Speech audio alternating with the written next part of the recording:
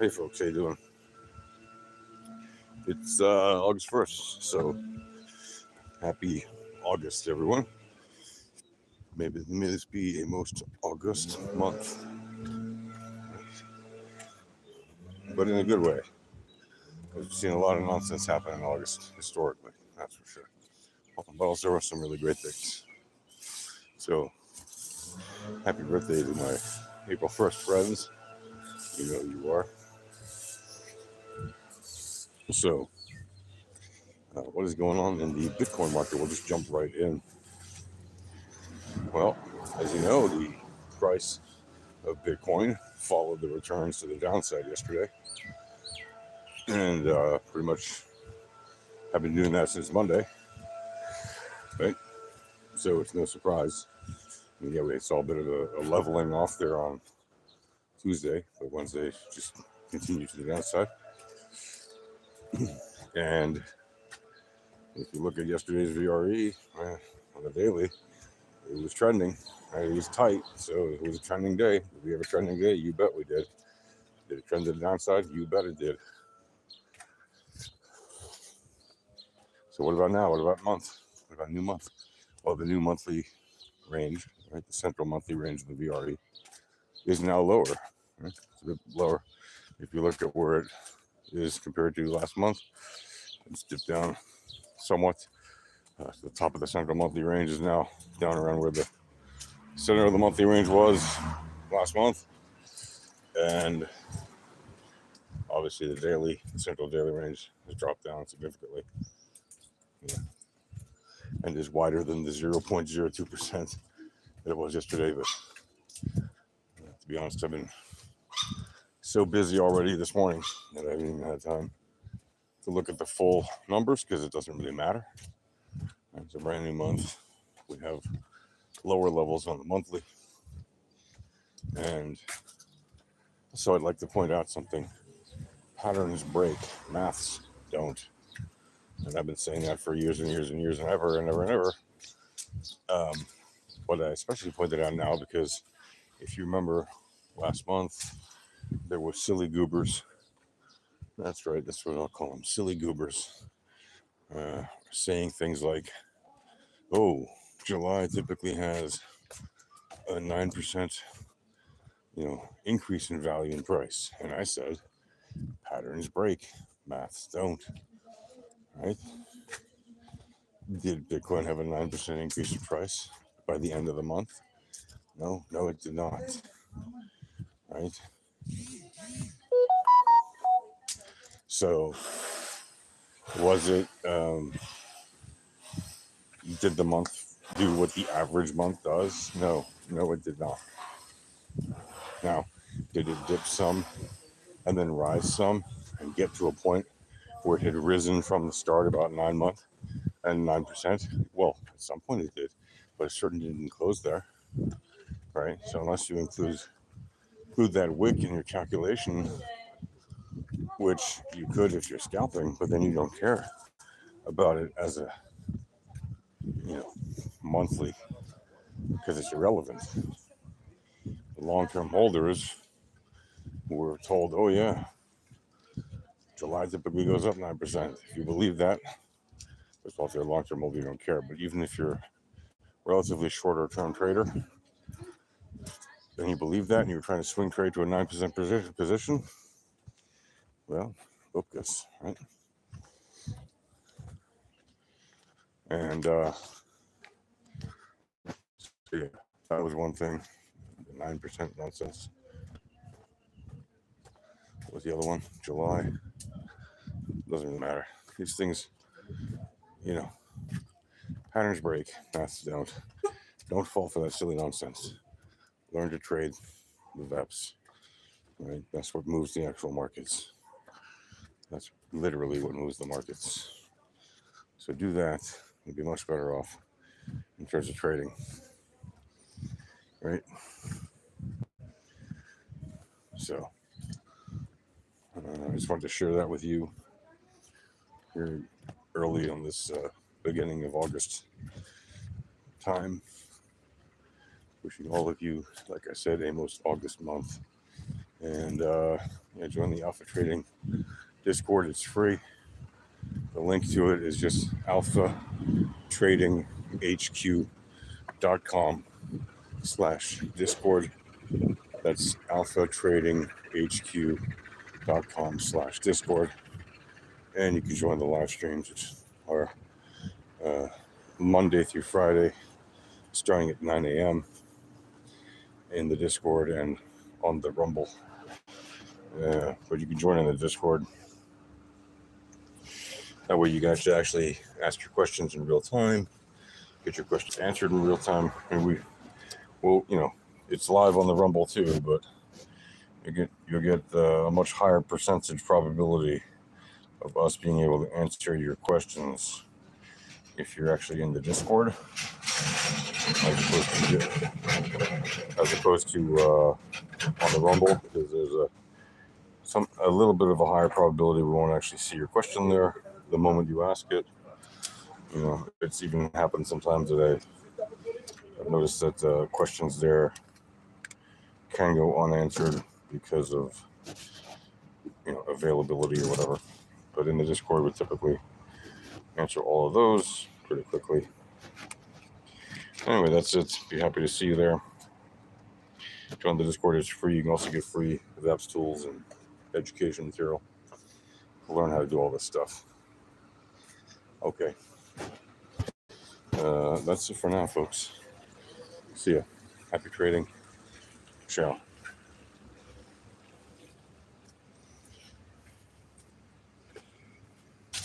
Oh, yeah, what the last thing was. Now I remember. Yeah, people that said that, well, if a month ends above the previous high, right, then it's going to rocket, right? It was Ivan that said that. Well, it turns out that's not exactly accurate because, why? Well, because April, the body of March, right, closed above the previous. Anyway, I'll get into that one in a later video, but he said something silly. And I just wanted to point it out because it was yet another pattern that breaks. That you can't rely on people saying silly things like that. It's just not a good habit because you're likely that you're going to end up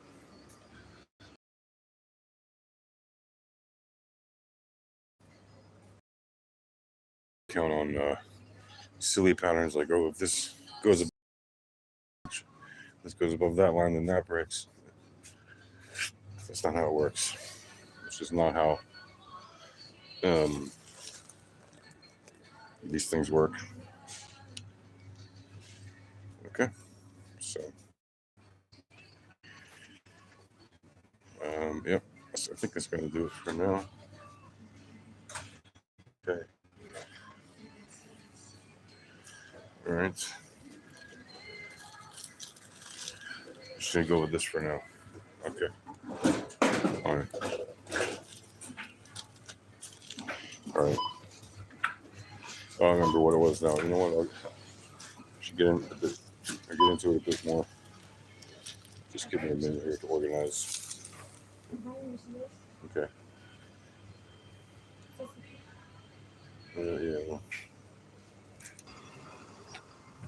do that, please.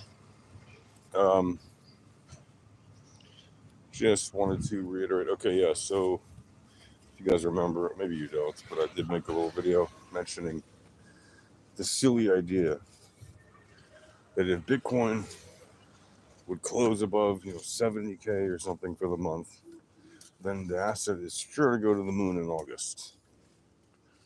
Okay, that is complete silly nonsense for so many reasons. On so many levels, namely VRE levels, Laplace levels, and normal distribution levels, that it is worth mentioning. Because you can draw the silly patterns all you want. Okay, it's not when Bitcoin closes above a certain price that it's going to go this way or that way. It's when returns and the standard deviation of returns and the correlation to the price do something that the asset is likely to go in one direction or another. So you can show me a pattern that's worked out every quote unquote super cycle before, and then I can show you when it breaks and is invalidated. So the theory was that when Bitcoin closes a month above the previous all-time high, right, then the next month it's going to boom.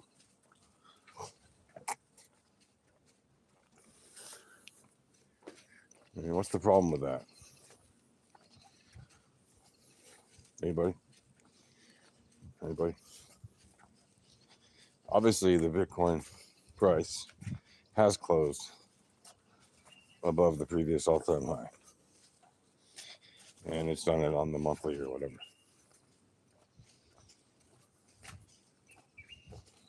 Has the price gone to the moon? Well, has it? No, right? It's not that it's hasn't hit all-time highs. It hit all-time highs, and that was wonderful. But it wasn't significantly above the previous all-time highs. Okay, that's, again, if you think of an asset that way, that it has to go significantly above previous all-time highs, you know, maybe trading is not for you. Maybe you should just go to the casino and play a video game. You know, yes, prices do tend to rise over time, but they don't necessarily go up 5, 10, 15, 20, 25, 40%, 50% higher, 100% higher every single time they beat a previous all-time high. It could be modest. There's nothing wrong with that. And no, it has to go up higher because now there's less supply available. Bro, do you understand? There's already very little supply to begin with. Whatever's left being mined is less than 10% of the asset. More than 9 out of 10 coins have been mined. I'll say it again. More than 9 out of 10 Bitcoins have been mined. Already since like more than a year or two. Do you understand what that means? That means there is no new supply. Okay. Well, why? Why do I say that? Well, if there's 1 in 10 being, let's be generous and say it's 9 out of 10 have been mined. It's more than 9 out of 10, but let's say 9 out of 10 have been mined. So 1 in 10 remain to be mined. You know what's happening to the 1 in 10? Yeah. Well, they're being held by the miners. Okay. The only part that they're selling off is any part they need to sell off to carry their business forward. Right? What's happening to any other ones? That's it. Right? There are coins on the market or in the hands of wallets that happen to have them that are being bought and sold back and forth between people who want them and people who are willing to sell them at whatever price they're being offered. Right? And it's something like 500,000, maybe 1 million, but less than 1 million. Right? Somewhere between 500,000 and like 900,000 coins available on exchanges. And I know I've seen the numbers 2 point whatever million. It's nowhere near 2 point whatever million coins on exchanges. But let's pretend that it is. Okay? 2 point whatever million is, again, just a little around or a little over 10% of the actual coins on the market, right? Or of the max supply. Okay, so it's not a very high amount, right? Most coins are not on the market. Most coins are not on the market if they're old coins. Most coins never see the market if they're new coins. They go straight into the hands of people who are willing to buy them, usually at a premium, directly from the miners, because the miners want to get a premium if they're going to sell them, and they know they can get it by selling it directly, OTC to banks, whales, governments, etc. Right? Which brings me to my other point. Who do you think is buying them from the miners? It's like I just said, right? Banks, whales, governments. Is that good for Bitcoin? No, it's not. What is the purpose of government? The purpose of government is to grow, to be bigger and bigger, and take more control of the world. And that means controlling people more. And that means making sure that crypto is incapable of delivering more freedom to you. And that means making sure that they control as many on-ramps as possible and off-ramps as possible so that you can't have your crypto in a free space. That is what that means. That is literally what that means. So when I see things that say something nonsense like, you know, the price is going to do this because of that, ignoring all the while that actually crypto is at risk because of the banks and the governments, you've lost the plot already. Why are you even in the space? Right? Are you really in it for the tech? Are you really in it for the freedom? Or are you really just in it because price go up? And by the way, if you're in it because price go up, that's fine. I got nothing against you. I got nothing against you at all. Enjoy. That's fine. I get all love, brother and sister. But don't sit there and preach about the great values of crypto like so many YouTube Jimmies do. And then at the same time, be excited when huge banks are getting into the space. You can't have both, bro. You can't have both. You can't be excited about the government buying up millions of Bitcoin. And by the government, I mean all the different governments around the world. You can't be excited about them owning millions of Bitcoin. If you actually